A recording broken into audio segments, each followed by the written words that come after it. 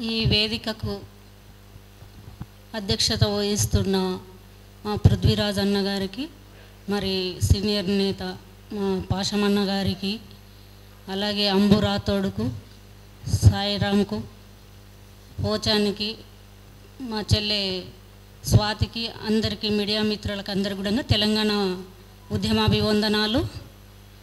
తెలంగాణ వచ్చిందంటే ఒక చిన్న కథ చెప్తా, చిన్న దాంట్లో తెలంగాణ ఎట్లా ఉందని.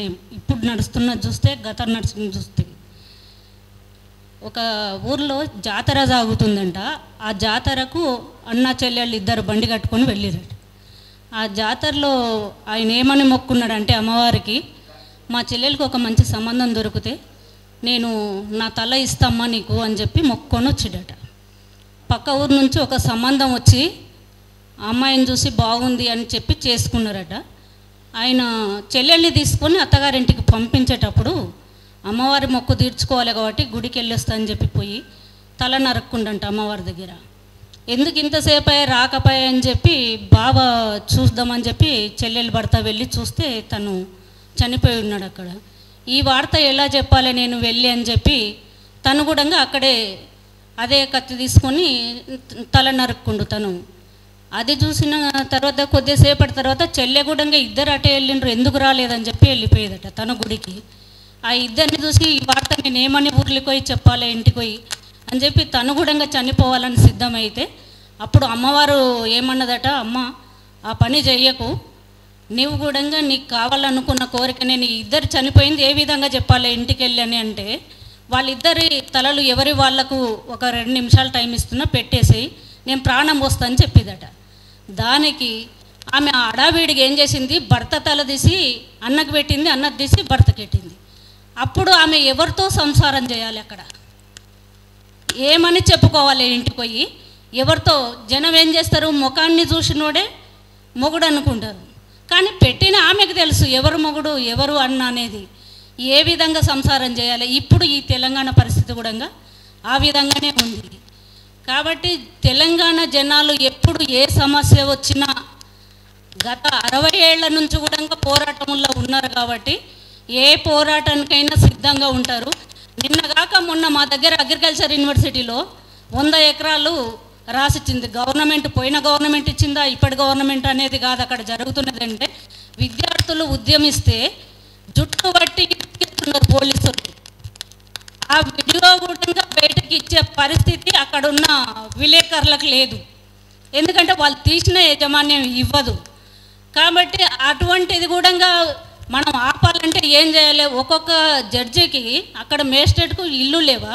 వాళ్ళు పుట్టుకతోటే భూమి తీసుకొని వచ్చారు కిందికి. ఏమన్నా మనిషికి 1 ఎకరం ఇస్తున్నారట ఇంటి స్థలాలు. అంటే అక్కడున్న యూనివర్సిటీ మొత్తము రియల్ ఎస్టేట్ మాఫియా చేయడానికే అది మొదలుపెట్టింది అక్కడ. ఆ దాన్ని కూడా ఒక అంశంగా తీసుకొని దీని మీద కూడా మనం పోరాటం చేయాలని చెప్పి నేను పృథ్వీన్నతోటి కొంతమందితో మాట్లాడాను కూడా. దాన్ని ఎట్టి పరిస్థితుల్లో అక్కడ చేయకూడదు అనేది మా ఆలోచన. ఎందుకంటే యూనివర్సిటీ లాగానే ఉండాలి. అక్కడ గత ఎన్నో సంవత్సరాల నుంచి ఎంతోమంది మేధావులు తయారైనరు, ఎంతోమంది మన పంటలు రీసెర్చ్ చేయడానికి మంచి ప్లేసు, మంచి వాతావరణం, దాన్ని మొత్తం కాలుష్యం చేయడానికే ఇదంతా చేస్తుండ్రు. రాత్రికి రాత్రి 50 ఎకరాలు కంప్లీట్ చెట్లు మొత్తం తీసేసిండ్రు అందులో. అంటే ఏం పరిస్థితి జరుగుతుంది ఇప్పుడు? మనం ఏమిస్తున్నాం యువతకు?